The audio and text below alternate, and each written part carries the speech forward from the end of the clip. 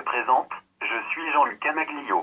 Après vous avoir proposé 14 théories de pensée sur notre univers, je vous en propose une nouvelle qui remet en cause la relativité générale et la façon dont l'espace-temps nous a été proposé.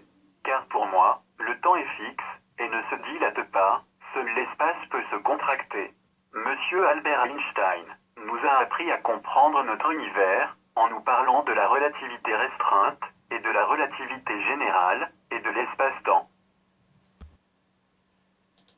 En physique, l'espace-temps est une représentation mathématique de l'espace et du temps comme deux notions inséparables et s'influençant l'une et l'autre. En réalité, ce sont deux versions vues sous un angle différent d'une même entité.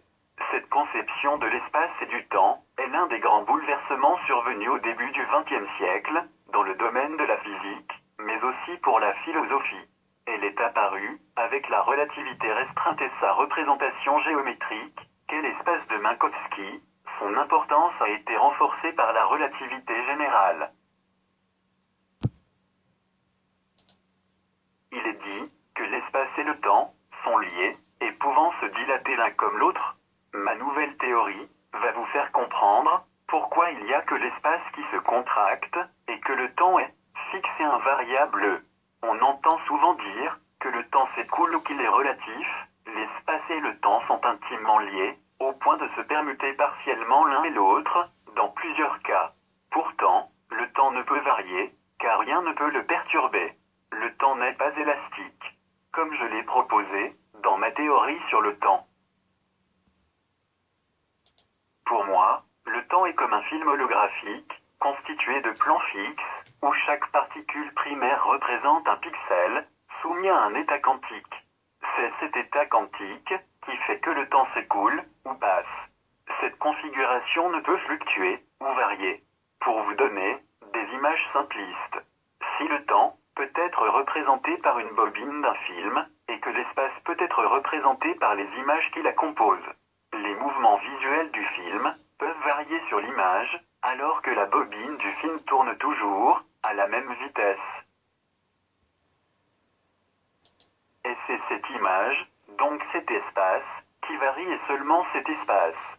Pour vous donner une autre explication, le temps peut être représenté par une règle, avec une graduation, représentant pour exemple les années, et l'espace lui est représenté par un élastique, qui représente l'espace et les distances. Vous faites deux marques sur l'élastique, afin de représenter un point A et un point B. Vous le tendez le long de la règle, de façon que le point A soit sur le 0, et que le point B soit sur le chiffre 30. Cela va représenter notre espace actuel.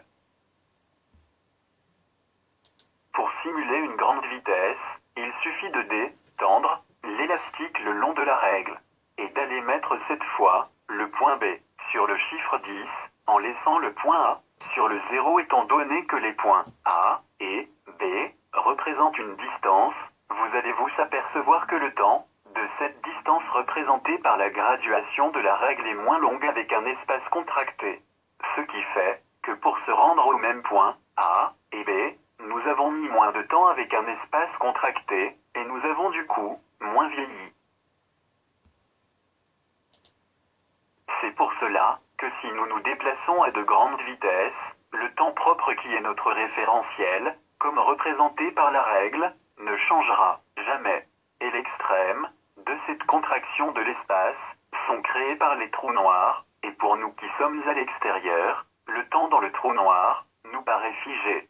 Mais en fait, tout ce qui se trouve à l'intérieur du trou noir a le même référentiel de temps que nous qui sommes à l'extérieur. Leur temps ne ralentit pas, car c'est tout l'espace qui est autour de nous qui se contracte.